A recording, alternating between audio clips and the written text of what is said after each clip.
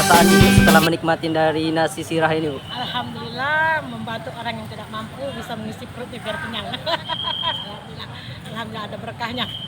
Terus harapan dan doa dari Ibu untuk kegiatan ini ke depannya apa, Bu? Biar lancar sampai ke depannya lah, bisa membantu orang yang tidak mampu. Insya Allah. Bagaimana perasaan Bapak setelah menikmati dari nasi Rp1.000 ini, Pak? Pertama, saya dan istri belanja sini tiap minggu ya. Mendengar ada makan 1.000 itu, saya kaget. Jadi begitu saya lihat, saya kasih apresiasi untuk kalian semua.